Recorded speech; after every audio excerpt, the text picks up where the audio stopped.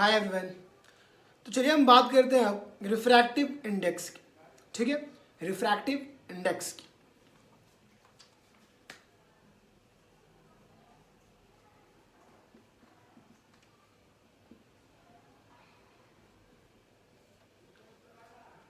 दोस्तों ये refractive index होता क्या है? What is mean by refractive index? तो हमने रिफ्रैक्शन ऑफ लाइट तो ऑलरेडी देख चुके हैं हम। तो बेटा मैंने आपको रिफ्रैक्शन ऑफ लाइट में बताया था कि जब लाइट की रे किसी डेंसर मीडियम पे, रेयरर से डेंसर, मतलब एक मीडियम से दूसरे मीडियम में ट्रैवल करती है तो वो अपने डायरेक्शन को चेंज कर देती है। रिफ्रैक्टेड रे अपने डायरेक्शन को चेंज कर देती है। ठीक है, तो जो लाइट की जो स्पीड है ना दोस्तों, स्पीड ऑफ लाइट बोलो या फिर वेलोसिटी ऑफ लाइट बोलो, मैंने आपको बताया था कि वेलोसिटी ऑफ लाइट जो है वो 3 into 10⁸ metre per second, 3 into 10⁸ metre per second, या यूँ बोलो 8 times 0 on 3, 1 2 3 4 5 6 7 8। Okay, and we can write 3,0,0,0,0,0 kilometer. Okay, so lakh, and I told you also कि 3 लाख मीटर पर सेकेंड। अगर हम लाख में बात करेंगे तो 3 लाख, एक सेकेंड में 3 लाख किलोमीटर की रफ्तार से सनलाइट हमारे अर्थ पे आती है। इस रफ्तार से लाइट की चलती है, लाइट की रे जो है इस रफ्तार से चलती है, इस स्पीड से चलती है, इस वेलोसिटी से चलती है। तो अगर मैं velocity of light medium 1 to the medium 2, respect to medium 1 to the medium 2, मान लो कि एयर में, एयर की जो स्पीड है 3 × 10⁸ मीटर पर सेकेंड। एक्चुअली दोस्तों जो स्पीड है ना, ये वैक्यूम की स्पीड है। जो स्पीड है ना, ये वैक्यूम की स्पीड है। किसकी स्पीड है? वैक्यूम की। ठीक है, ये स्पीड एक्चुअली वैक्यूम की है। ठीक है, एयर की स्पीड थोड़ा सा कम है, मतलब 2.999 × 10⁸ मीटर पर सेकेंड, जिसको हम बोल देते हैं it is approximately equal to 3 × 10⁸ metre per second. मतलब वैक्यूम और एयर में अगर हम कंपेयरिंग करें तो एयर डेंसर है बट वैक्यूम से ज़्यादा डेंसर नहीं है, लेकिन कहीं ना कहीं डेंसर है, क्योंकि ये 2.99 का आंकड़ा ही आपको बता रहा है कि एयर डेंसर है। तो वैक्यूम, वैक्यूम का मतलब मैं आगे बता दूं जिनको पता नहीं है, वैक्यूम का मतलब होता है खाली, मतलब कुछ भी नहीं हो, स्पेस, स्पेस में वैक्यूम है। वैक्यूम मतलब वहाँ पे कोई एयर नहीं है, पूरा खाली है, कोई भी एयर नहीं है। अगर हम अर्थ की बात करें तो अर्थ में एटमॉस्फेयर में ऑक्सीजन है, कार्बन डाइऑक्साइड है, नाइट्रोजन है, अलग अलग गैसेस हैं, और इसी गैसेस के क्लाउड को ही तो एटमॉस्फेयर हम बोलते हैं। एटमॉस्फेयर मतलब क्या होता है? ये जो क्लाउड है ये पूरा गैसेस से घिरा हुआ है, इसी को हम लोग एटमॉस्फेयर बोलते हैं। और ऊपर जो स्पेस में कोई भी एयर नहीं है, एयर नहीं है, पूरा का पूरा वैक्यूम, इसको बोलते हैं वैक्यूम, मतलब कोई भी एयर नहीं है वहाँ पे, बिल्कुल खाली है। ठीक है, तो वैक्यूम में उसकी स्पीड होती है 3 × 10⁸ मीटर पर सेकेंड, और एयर में 2.999 होता है, बट हम उसको 3 × 10⁸ मीटर पर सेकेंड मान लेते हैं, मतलब 3 लाख किलोमीटर पर सेकेंड की रफ्तार से वो चलता है। तो मैं रिफ्रैक्टिव इंडेक्स बता रहा था आपको। तो अगर वन मीडियम से दूसरे मीडियम में अगर हम जा रहे हैं, मान लीजिए हम एयर से ग्लास में जा रहे हैं, जैसे कि रिफ्रैक्शन ऑफ लाइट में हमने देखा था कि हमारे पास ये कोई ग्लास है और हम एयर से ग्लास की तरफ मूव कर रहे हैं। नॉर्मली इसको जाना चाहिए था ऐसे, लेकिन ये towards the normal.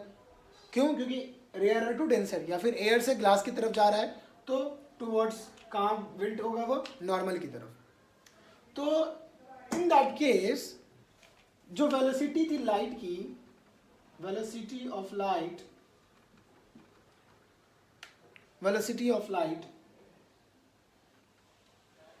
In air में, और यहां पे क्या है बेटा? ग्लास है, velocity of light in glass. अब इन दोनों का हम रेशियो निकालते हैं, एक के रिस्पेक्ट में दूसरे का एक रेशियो निकालते हैं, उसी रेशियो को हम लोग बोलते हैं रिफ्रैक्टिव इंडेक्स, और उससे हम बोलते हैं कि ये इतना ज़्यादा डेंसर है। रिफ्रैक्टिव इंडेक्स से हमको पता चल जाता है कि कौन कितना डेंसर है।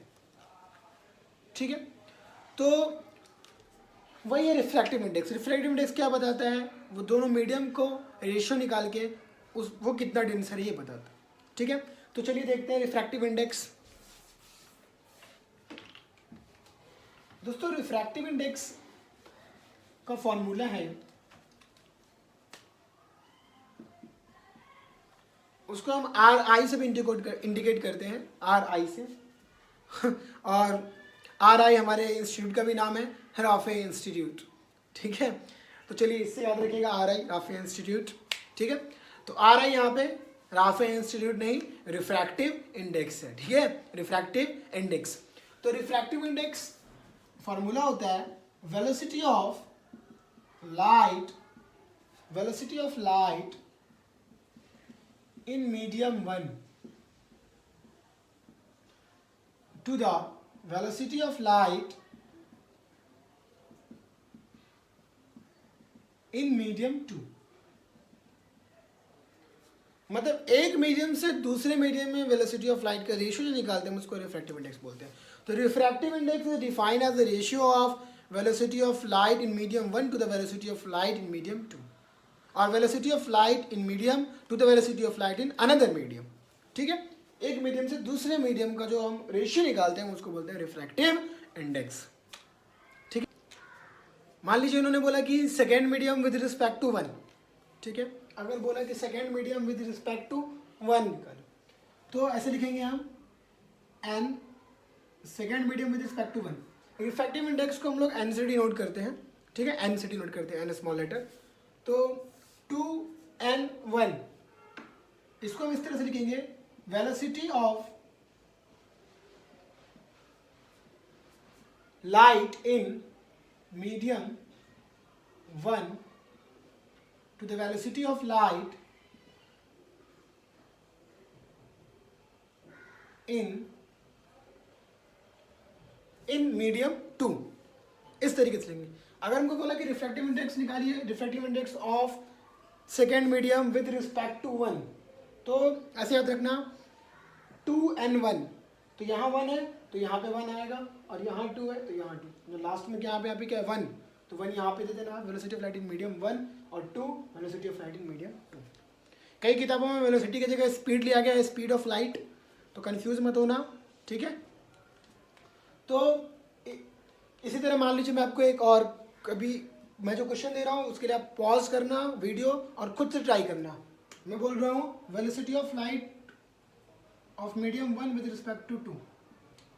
पॉज करो सबसे पहले और फिर ट्राई करो और फिर मैच कर लो आप। तो इसका क्या होगा, यहाँ पे 2 है तो 2 पहले आएगा, तो क्या लिखूँ मैं, velocity of light, velocity of light in medium 2 upon velocity of light in medium 1, velocity of light in medium 1। काफ़ी ईजी है। अभी इसके जगह मीडियम 1 2 ना बोल के वो मीडियम 1 2 ना बोल के वो एयर ग्लास भी ऐसा आपको बोल सकते हैं। ठीक है, जैसे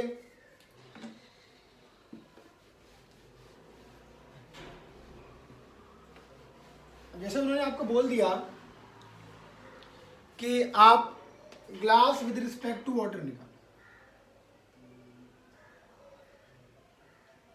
ठीक है, वेलोसिटी ऑफ रिफ्रैक्टिव इंडेक्स निकालिए। ठीक है, glass with respect to water, तो क्या करेंगे आप, यहाँ पे जी यहाँ पे डब्ल्यू है, तो वेलोसिटी ऑफ लाइट यहाँ पे क्या आएगा, पहले क्या आएगा डब्ल्यू, तो मैं कैसे लिखूंगा, velocity of light, velocity of light in glass water, W बोले तो वाटर, और फिर velocity of light in glass. Okay, अगर इसी की जगह आपको बोल दे रिफ्रैक्टिव इंडेक्स निकालिए water with respect to glass, तो क्या करेंगे, ग्लास ऊपर जाएगा और वाटर नीचे आएगा। तो इस तरह वो चेंज कर सकते हैं। तो एक्चुअली दोस्तों ना, ये जो बात की ना मैंने, इनको बोलते हैं relative refractive index.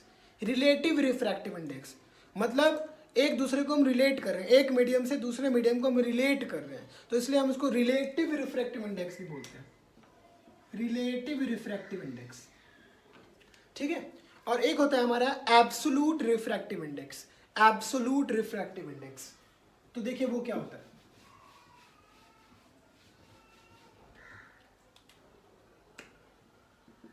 Absolute refractive index,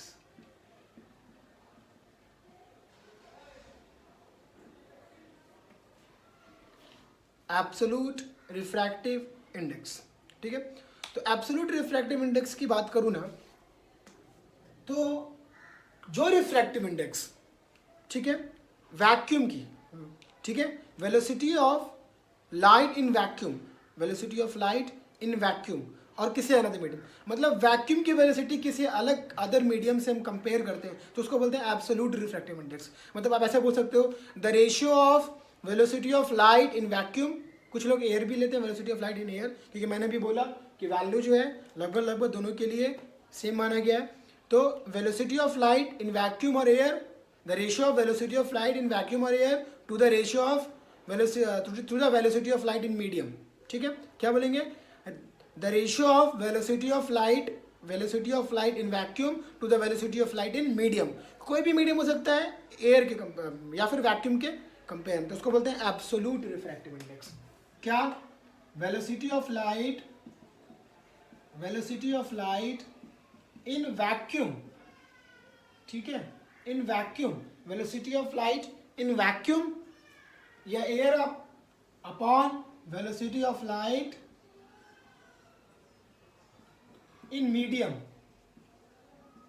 इन मीडियम, इसको बोलते हैं absolute refractive index, absolute refractive index.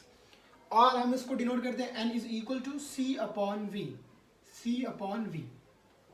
ठीक है, where n is absolute refractive index and C is velocity of light in vacuum. ठीक है, जिसकी वैल्यू क्या होती है, सी की वैल्यू 3 × 10⁸ मीटर पर सेकेंड। ये वैल्यू कांस्टेंट है, ये आपको लर्न करना है, याद रखना है आपको। न्यूमेरिकल्स में वो सी की वैल्यू देते नहीं है, कभी देंगे कभी नहीं देंगे, नहीं देंगे अगर तो आपको याद रखनी है कि सी की वैल्यू ये होती है। ठीक है, और वी मतलब velocity of light in medium, उसकी भी वैल्यू हम यूनिट किस में रखेंगे, मीटर पर सेकेंड में। तो चलिए एक दो न्यूमेरिकल कर लेते हैं पहले, फिर क्लियर हो जाएगा कि आपको क्या आ रहा है। ठीक, तो फॉर्मूला याद रखना है, n is equal to c upon v. ठीक है, तो एक न्यूमेरिकल है, फटाफट मैं बोल रहा हूँ या फिर लिख देता हूँ। ठीक है, उन्होंने पूछ दिया कि find the refractive index, find the refractive index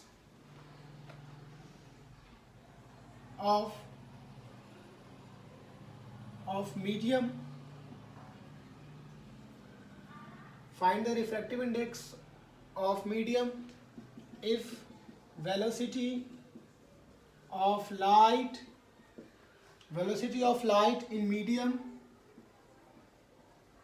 is 2 × 10⁸ metre per second, 2 × 10⁸ metre per second. ये आपको क्वेश्चन दिया गया है और उसको उन्होंने बोला सॉल्व। पॉज कीजिए, एक बार ट्राई कीजिए, नहीं आएगा फिर क्रॉस चेक कर लीजिए। ठीक है, तो चलिए मैं बताता हूँ, सॉल्व करेंगे हम लोग इसको। ठीक है, तो रिफ्रैक्टिव इंडेक्स मीडियम दिया बेटा, मीडियम बोले तो वी की वैल्यू दी है, v is equal to 2 × 10⁸ metre per second. Okay, हमको निकालना है रिफ्रैक्टिव इंडेक्स, एन निकालना है। ठीक है, फॉर्मूला क्या होता है हमारे पास, n is equal to c upon v.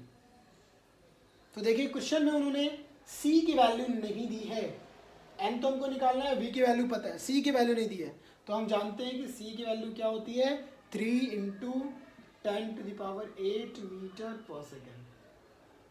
ठीक है, तो फॉर्मूला में पुट कीजिए, n is equal to 3 × 10⁸ upon 2 × 10⁸।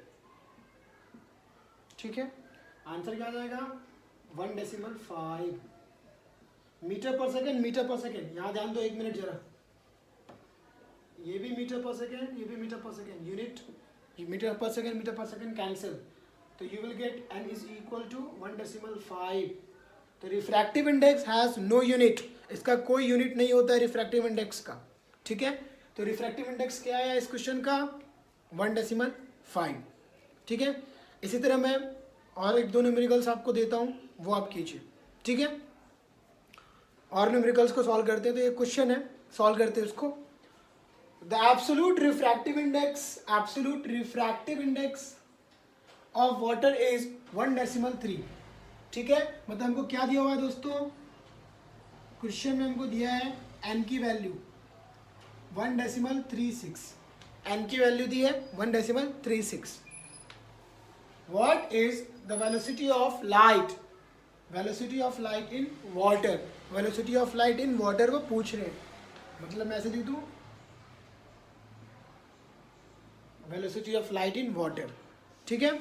उसके बाद velocity of light in vacuum में वैल्यू दी हुई है। ये अगर नहीं भी दी रहती तो हम क्या लेते हैं, 300⁸ मीटर पर सेकेंड। तो ये दी हुई है, मतलब c की value, c is given 3 × 10⁸ metre per second. What is the formula, n is equal to c upon v। n की वैल्यू 1.36 आपको दी हुई है, c की वैल्यू 3 × 10⁸। तो v की वैल्यू क्या आएगी, कैलकुलेट करो इसको फटाफट।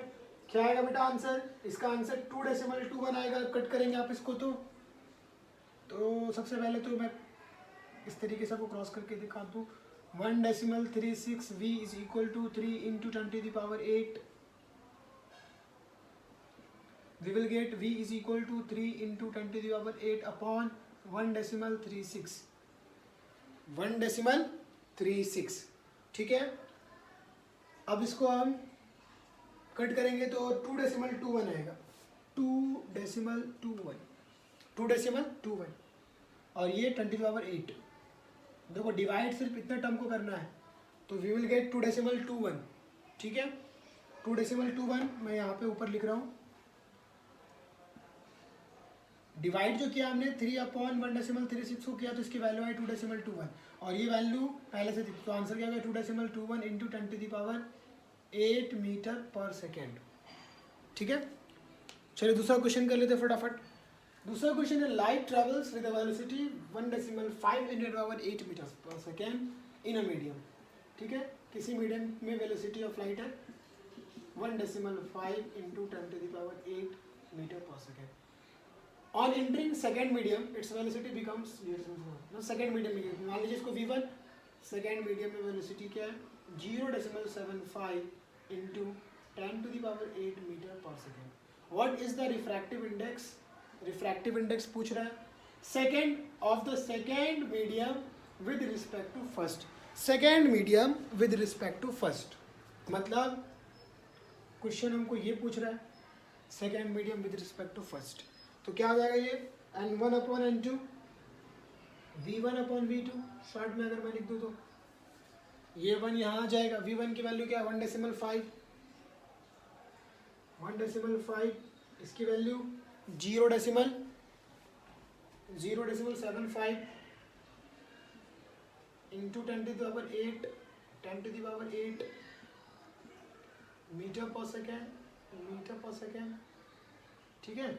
इस वाला में यूनिट ये मीटर पर सेकेंड, बटा यहाँ मीटर पर सेकेंड, तो मीटर पर सेकेंड यहाँ लिखा था। ये भी कैंसल, क्या आंसर आएगा 2, तो इसकी वैल्यू क्या है 2।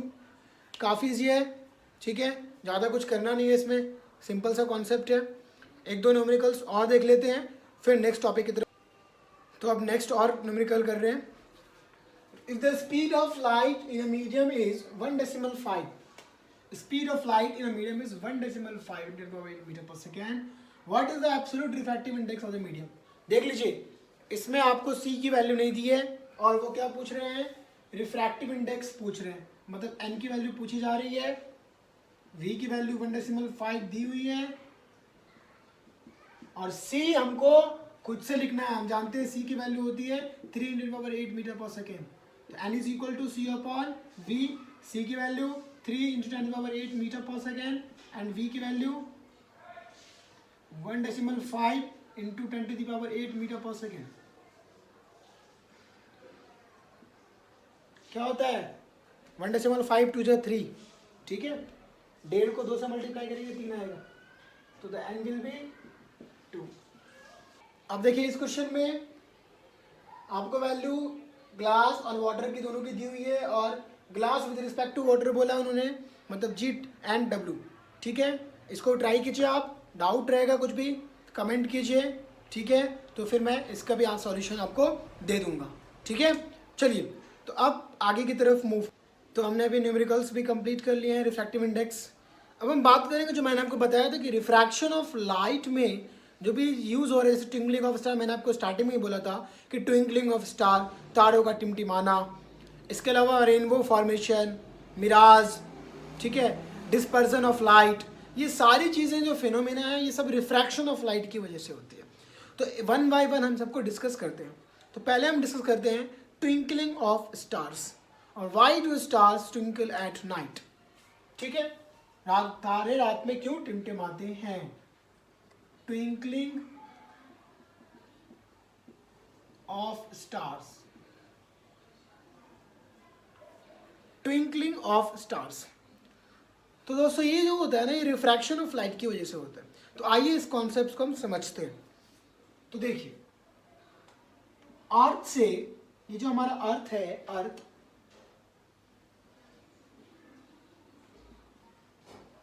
अर्थ से ऊपर बहुत सारी लेयरें हैं, वन बाय वन लेयर्स है, ठीक है। अभी देखिए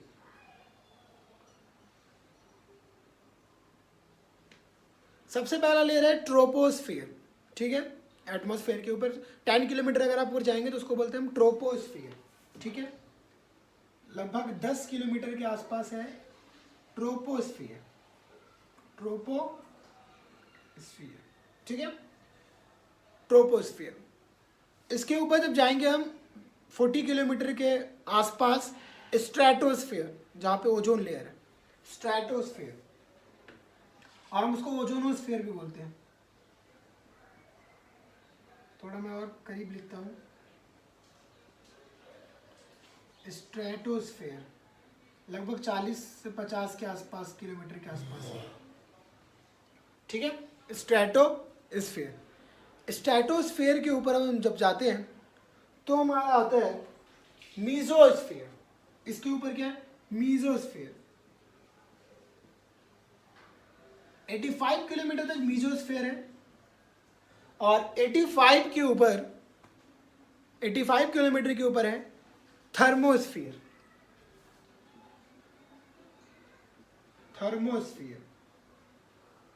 थर्मोस्फियर। इसके ऊपर एक्सोस्फेयर है, आयनोस्फेयर है, तो ये सारे लेयर्स हैं। तो हर लेयर्स में टेम्परेचर अलग है। थर्मोस्फेयर में सबसे ज़्यादा टेम्परेचर रहेगा, सबसे कम टेम्परेचर यहाँ पे ट्रोपोस्फेयर में रहेगा, और उससे भी कम अर्थ पे रहेगा। तो टेम्परेचर में भी इंक्रीमेंट हो रहा है। उसके अलावा लाइट की रफ्तार जो है सब में अलग अलग रहेगी। क्यों? क्योंकि ऊपर वाला जो लेयर रहेगा वहाँ पे वैक्यूम, अगर जहाँ पे रहेगा वहाँ पे वैक्यूम में देखें स्पीड ज़्यादा है, फिर एटमॉस्फेयर में स्पीड इसकी कम हो जाएगी, कोई डेंसर हो जाएगा।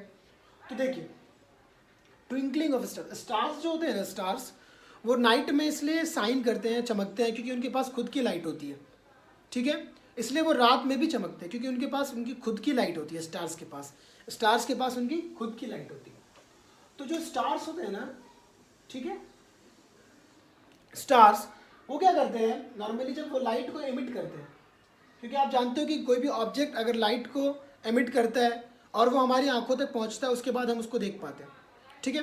तो लाइट, ये लाइट स्टार्स, ये स्टार है दोस्तों, यहाँ से ये लाइट रे आ रही है, ठीक है। आई अभी पहला लेयर है हमारा थर्मोस्फेयर, ठीक। थर्मोस्फेयर मान के चलिए कि थर्मोस्फेयर है यहाँ पे, तो ये रे है लाइट की, ठीक। थर्मोस्फेयर और मीजोस्फेयर दोनों अलग अलग मीडियम है, ठीक है। थोड़ी देर पहले हमने देखा है मीडियम अलग अलग जब रहेंगे तो लाइट जो ट्रैवल करेगा तो क्या होगा, बेंट हो जाएगा। तो थर्मोस्फेयर और मीजोस्फेयर दोनों का टेम्परेचर अलग होगा, उसमें मोबिलिटी ऑफ आयन्स अलग अलग होंगे, ठीक है। वहाँ पे जो मूवमेंट होगा लाइट का उसका अलग नेचर होगा, टेम्परेचर अलग है, डेंसिटी अलग है, ठीक है। तो ये मीजोस्फेयर थर्मोस्फेयर से ज़्यादा डेंसर होगा, ठीक है। तो लाइट आई नॉर्मली इसको जानी चाहिए थी ऐसे, ठीक है, लेकिन क्या होगा दोस्तों, ये किस तरह मूव करेगा, इस तरीके से, है ना, रिफ्रैक्शन ऑफ लाइट, जाना चाहिए ऐसे लेकिन ये आ गई ऐसे। अब यहाँ पे लाइट रे कहाँ पे पहुँच गई, मीजोस्फेयर, कहाँ पहुँच गए, मीजोस्फेयर। अब इसको जाना चाहिए था इस तरीके से, ठीक है, ये आपका नॉर्मल है, बट ये जाएगा कैसे, इस तरीके से। अब आ गया हमारा स्ट्रेटोस्फियर, ठीक है, स्ट्रेटोस्फियर। अब ये रे नॉर्मली जाने चाहिए थे ऐसे, ये आपका नॉर्मल हो गया, बट ये जाएगा ऐसे, ठीक है। इसी तरह फिर आप नेक्स्ट ले लो, नेक्स्ट क्या हो जाएगा, ट्रोपोस्फेयर, नॉर्मली जाना चाहिए था इस तरीके से, ये नॉर्मल है और ये जाएगा इस तरीके। तो जो रे जो है ना वो यहाँ से आ रही है, और देखो यहाँ रेज हमको यहाँ भी मिल रही है। तो यहाँ पे जो भी, मान लीजिए कि ये कोई पर्सन है, XYZ कोई पर्सन है, ठीक है, ठीक है, जो इस रे को देख रहा है, तो उसके अकॉर्डिंगली अगर ये पोजीशन आप निकालो, इस रे का पोजीशन निकालो, तो उसको ये ये स्टार जो है वो यहाँ पे दिखेगा। मतलब रियल पोजीशन तो ये है और एपरेंट पोजीशन ये है, रियल पोजीशन ये है लेकिन एपरेंट होता है यहाँ पे, दिखता है यहाँ पे, तो इसलिए हम बोलते हैं कि वो टिमटिमा रहे हैं और ट्विंकलिंग कर रहे हैं। तो ये इसका रीजन है ट्विंकलिंग ऑफ स्टार्स का। ट्विंकलिंग ऑफ स्टार किसकी वजह से होता है, refraction of light, refraction of light.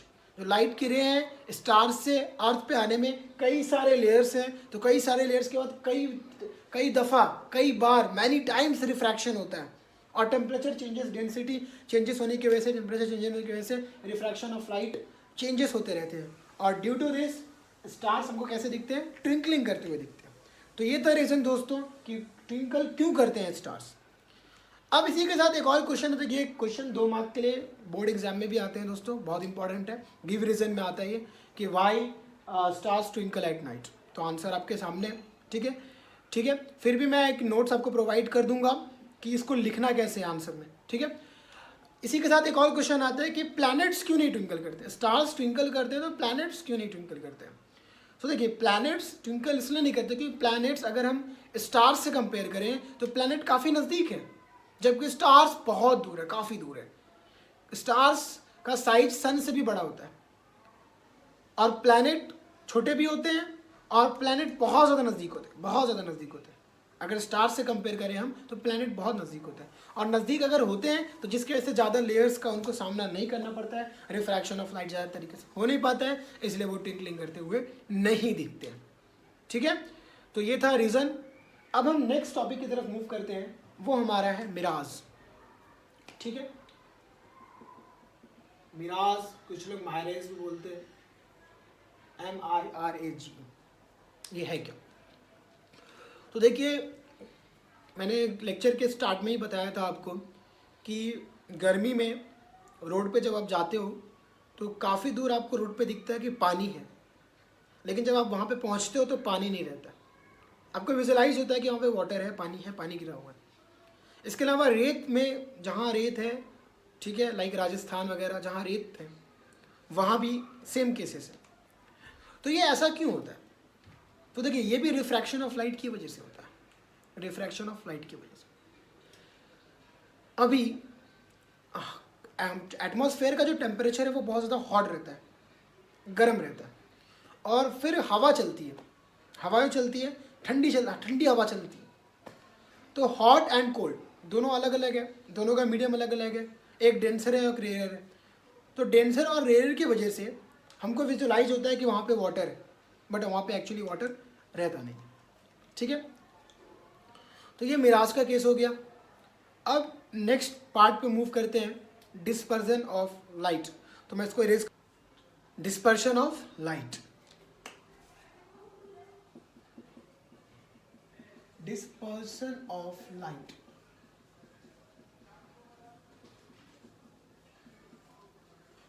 क्या है डिस्पर्शन ऑफ लाइट। तो देखिए सर आइजैक न्यूटन, ठीक है, साइंटिस्ट कौन था, न्यूटन, उन्होंने बताया था कि जब वाइट लाइट को जब वाइट लाइट को ग्लास प्रिज्म से, जब वाइट लाइट को ग्लास प्रिज्म से हम पास कराते हैं तो वो 7 कंपोनेंट कलर्स में टूट जाता है, और इस फिनोमेनन को डिस्पर्जन ऑफ लाइट बोलते हैं। क्या बोलते हैं? Dispersion of light. उन्होंने क्या बोला? जब वाइट लाइट को ग्लास प्रिज्म से पास कराया जाता है, ये क्या है? ग्लास प्रिज्म,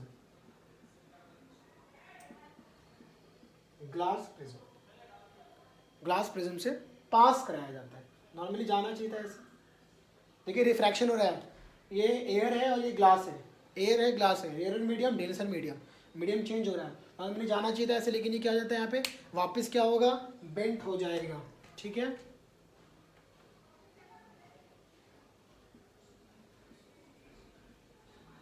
इस तरीके से 7 कलर में फॉर्म हो जाएंगे।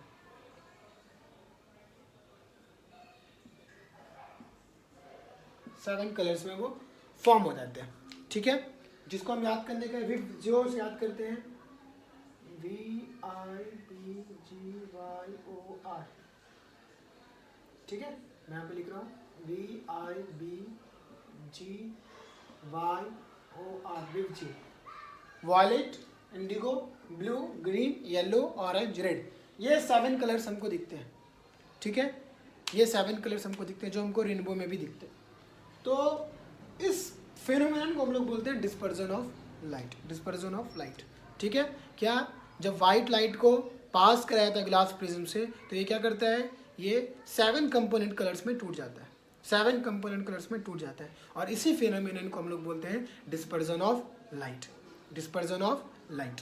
ये बताया था सर आइजैक न्यूटन ने। अभी जो लाइट हमको विजिबल है ना दोस्तों, वो 400 to 700 नैनोमीटर के रेंज में रहता है। 400 to 700 नैनोमीटर के रेंज में रहता है। 400 to 700 नैनोमीटर के रेंज में रहता है। ठीक है, जो यहाँ से 400 to 700 नैनोमीटर के रेंज में है। जो वायलेट है वो 400 के रेंज में है, और ये 700 के रेंज में है। 400 नैनोमीटर टू 700 नैनोमीटर के रेंज में रहता है, और यही लाइट हमारे लिए विजिबल है। मतलब ये लाइट का वेवलेंथ है। अब इस वेवलेंथ में अगर जो इस वेवलेंथ में कोई भी रेज रहेगी, लाइट की कोई भी रे, वो हमारे लिए विजिबल होगा, और जो इस रेंज से 700 के ऊपर रहेगा या 400 से नीचे रहेगा, हम उस लाइट रे को सेंस नहीं कर सकते, हम उसको नहीं देख सकते। अब ये वेवलेंथ क्या है, बच्चों को ये थोड़ी सी दिक्कत होती है बेसिक, क्योंकि वो 9th वगैरह अगर अच्छे से नहीं क्लियर रहता है उनका, तो ये बेसिक प्रॉब्लम होती है कि वेवलेंथ एक्चुअली है क्या प्रैक्टिकली। तो देखिए वेवलेंथ जो होता है ना, बेसिकली वेव, कोई भी लाइट रेज जो होती है ना, लाइट हो गया, रेज हो गया, या फिर हम बोल रहे हैं हमारा साउंड हो गया, ये नॉर्मली स्ट्रेट नहीं जाती है, ये एक वेव के फॉर्म में मूव करती है, ये एक वेव के फॉर्म में मूव करती है। इस तरीके से वो वाइब्रेट करती रहती है, वाइब्रेट करती हुई जाती है। मैं जो बोल रहा हूँ वो भी वाइब्रेशन के जरिए जाता है। तो मूव इस तरह से करता है, ऑसिलेट होता है, वो वाइब्रेट होता है, वो इसको बोलते हैं वेव। और इनके बीच के लेंथ को हम लोग बोलते हैं वेवलेंथ। इनके बीच के लेंथ को हम लोग बोलते हैं वेवलेंथ।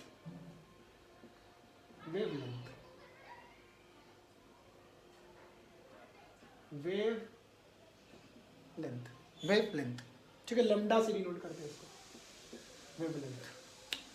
तो ये जो वेवलेंथ होता है ना दोस्तों, इससे मान लीजिए कि लाइट रे जल रही है, और वो लाइट रे मतलब एक बार ऑसिलेट की पूरा, देखो ना 1 यहाँ तक पूरा 1, ये पूरा एक साइकिल कंप्लीट किया उसने, एक साइकिल, फिर 2 साइकिल, 3, तो एक साइकिल कंप्लीट किया। अगर वो नैनोमीटर का मतलब 1 नैनोमीटर की वैल्यू होती है 10⁻⁹ मीटर, 10⁻⁹ मीटर 1 नैनोमीटर की वैल्यू होती है 10⁻⁹ मीटर, मतलब 0.0000001 मीटर। तो वो जो एक साइकिल कंप्लीट कर रही है ना, एक साइकिल जो कंप्लीट कर रही है ना, वो एक साइकिल कंप्लीट अगर किस रफ्तार से, 400 नैनोमीटर की रफ्तार से कर रही है तो हम देख पाएंगे, और 700 के अंदर में कर रही है तो हम देख पाएंगे। 400 से कम कर रही है तो नहीं देख पाते, 700 से ऊपर करी तो नहीं देख पाते।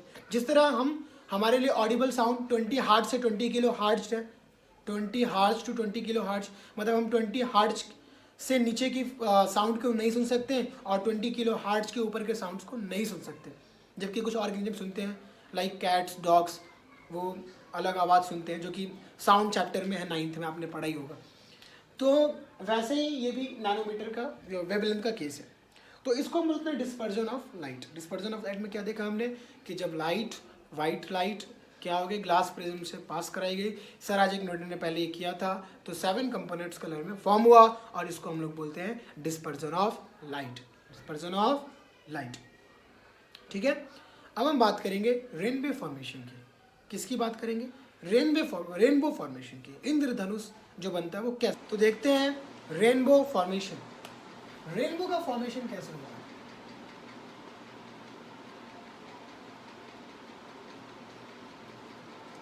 देखिए, बारिश के टाइम जब छोटे छोटे ड्रॉपलेट्स नीचे आते हैं तो वो वाटर ड्रॉपलेट जो होते हैं, देखिए ये वाटर ड्रॉपलेट है। अब इस वाटर ड्रॉपलेट में होता क्या है, लाइट की रे आई। उससे पहले मैं बता दूं कि रेनबो फॉर्मेशन जो है ना, it is the beautiful natural phenomena of 3 phenomena. 3 phenomena से ये खूबसूरत जो फिनोमेना बना है नेचुरल गॉड की तरफ से, ये जो रेनबो फॉर्मेशन है ये 3 फिनोमेना की वजह से बनता है। 3 फिनोमेना कौन कौन सा है वो? Refraction, dispersion and reflection. So पहला पॉइंट हम बोल सकते हैं कि rainbow is the beautiful natural phenomena of 3 combined effects, that is refraction, dispersion and reflection. अभी देखिए, ये वाटर ड्रॉपलेट्स है। वाटर ड्रॉपलेट में सबसे पहले रे अंदर की तरफ गई, ठीक है। तो बेटा ये एयर मीडियम और denser medium, water denser medium हो गया, तो नॉर्मली जाना चाहिए था इस तरीके से, ठीक है। और ये हो जाएगा नॉर्मल, ये आपका 1 मिनट, ये वाटर ड्रॉपलेट है, ठीक है, इसको जाना चाहिए था उससे, नॉर्मल है, ठीक है, लेकिन ये मूव करेगा बेटा इस तरीके से, ठीक है। तो देखो यहाँ पे रिफ्रैक्शन हुआ फर्स्ट, रिफ्रैक्शन, और रिफ्रैक्शन होने के बाद डिस्पर्जन, वो 7 कलर्स में ब्रेक डाउन हो जाता है, डिस्पर्जन हो जाता है, ठीक है। यहाँ पे क्या होगा? डिस्पर्जन होगा, ये फिर वापस इससे रिफ्लेक्ट होकर ये वापस आएगी, तो यहाँ पे क्या हो रहा है? रिफ्लेक्शन।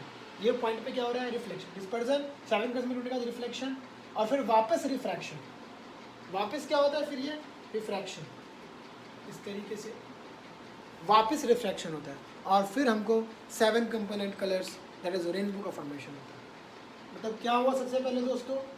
रिफ्रैक्शन, फिर डिस्पर्जन, फिर रिफ्लेक्शन, या टोटल इंटरनल रिफ्लेक्शन भी बोलते हैं इसको, वापस रिफ्रैक्शन, और फिर 7 कलर्स फॉर्म हो जाते हैं। जो छोटा वाटर ड्रॉपलेट्स है ना बेटा, water droplets, it act as a small prism. ये वाटर ड्रॉपलेट स्मॉल प्रिज्म जैसा एक्ट करता है। प्रिज्म में क्या थे काम ने? जब व्हाइट लाइट एंटर करती है तो 7 कलर में ब्रेक डाउन हो जाता है, बिल्कुल वैसे ही वो व्हाइट लाइट एंटर करती है, 7 कलर में वो ब्रेक डाउन हो जाता है। और यहाँ पे 3 चीज़ें होती है, रिफ्रैक्शन, व्हाट, डिस्पर्जन और टोटल इंटरनल रिफ्लेक्शन। तो ये था रेनबो फॉर्मेशन, ठीक है। तो इसी के साथ रिफ्रैक्शन का पार्ट खत्म हुआ। अब हम नेक्स्ट पार्ट में लेंस को डिस्कस करेंगे, ठीक है, लेंस को डिटेल में डिस्कस करेंगे। आई होप आपको समझ में आया होगा। अगर कोई भी डाउट, कोई भी दिक्कत हुई होगी तो आप कमेंट करो, और आपको लगे कि इसके ऊपर वीडियो बनाना है तो मैं उसके ऊपर वीडियो बनाऊंगा, ओके।